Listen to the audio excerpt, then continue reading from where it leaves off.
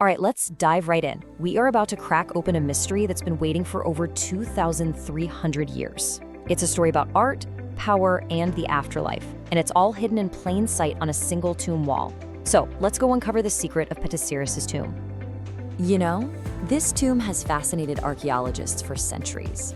But deep inside, one specific carving holds a secret, a story of how ancient Egyptians didn't just preserve their traditions, they actually remixed them. So what in the world is going on this wall? Okay, so where do we even begin our investigation?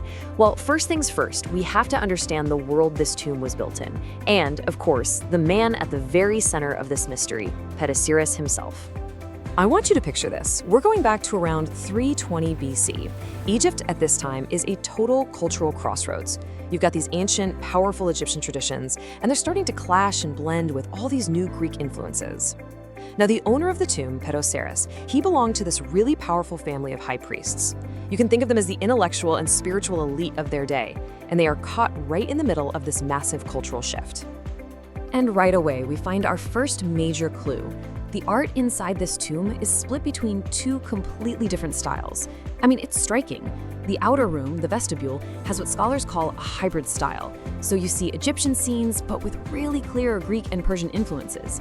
But then you step into the inner chapel, the naos, and suddenly you're in a world of pure traditional Egyptian art. This contrast, it is absolutely not an accident. It's a deliberate signal that something really fascinating is going on here. So that tension between old and new, that's our way in. Now, let's zoom in, because the real secret isn't in the whole tomb. It's in one specific cryptic carving that really holds the key to this whole thing. Okay, so on the west wall of that very traditional inner chapel, we find this scene. It's a long register just filled with this procession of strange divine beings. Some are mummified, others have animal heads, and they're all part of this complex religious text that's been carved right into the wall. This, right here, is the heart of our mystery. So what are we looking at? Well, this carving is actually an excerpt from a text called the Book of the 12 Caverns. And you can think of it as a kind of spiritual GPS for the afterlife. Seriously, it's one of these books of the netherworld, which were basically ancient compositions that listed out all the gods and supernatural beings of the Duat, or the underworld. Knowing all this stuff was absolutely essential for the deceased to travel safely and, get blessings from these powerful entities. But here's where it gets really, really specific. The artists didn't include the whole book. No way. They used a technique called pars pro toto, which just means a small part that represents the whole thing. So out of 12 different sections in the original text, they only carved deities from one of them, the 9th cavern. And that right there is the key. Why that specific section? What was so important about the 9th cavern? That one question, why the 9th cavern, is what led researchers to a huge breakthrough. They found the original blueprint for this carving, and it turns out it was hiding in plain sight all along. And get this, back in 1974, two Egyptologists, Pienkoff and Jacques Gordon, they made this startling connection. They realized that the scene in Petosiris' tomb wasn't just some generic depiction of the text. No, it was, and I'm quoting them here, an exact copy from a very specific and much, much older source. And what was that source? It was the Osireion of Abydos, a massive temple dedicated to the god Osiris, built during the reign of Seti I. We're talking over 1,000 years before Petosiris was even born. And when you compare the layouts, the resemblance is just undeniable. The arrangement of the deities is almost identical. Petosiris' artists were literally reaching back a millennium to copy a sacred text from one of Egypt's most holy sites. So how can we be so absolutely sure it's a copy? Well, this right here is the smoking gun. In both the Osireion original and the Petosiris version, the text that goes with the 4th deity is mistakenly repeated over the 9th deity. It's a literal copy-paste error frozen in stone for millennia.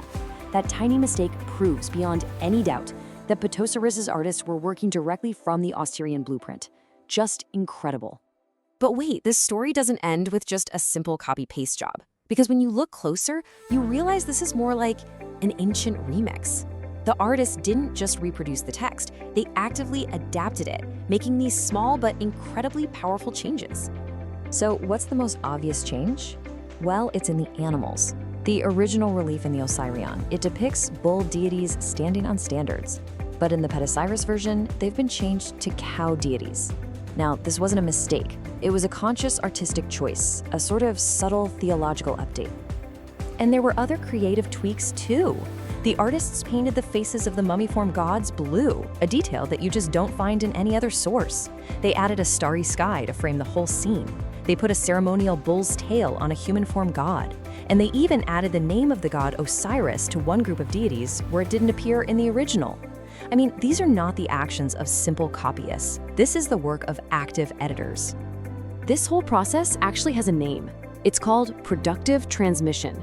It's this idea that ancient knowledge wasn't just reproduced, like a perfect photocopy.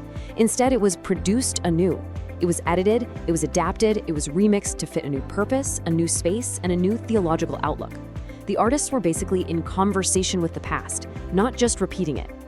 Which, of course, brings us to the final and maybe the most important question of all. Why? Why go to all this trouble?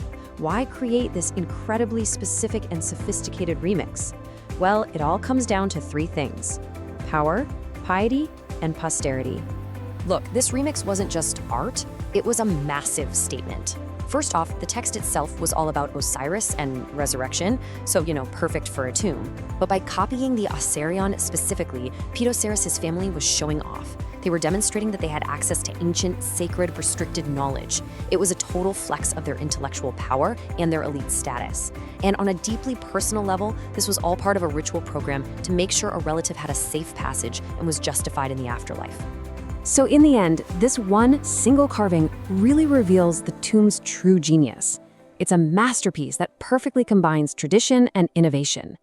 It proves that for the ancient Egyptians, the past wasn't some static museum piece. It was a living, breathing library of ideas, ready to be remixed for a new generation. And it kind of leaves you wondering, how are we remixing our own past today?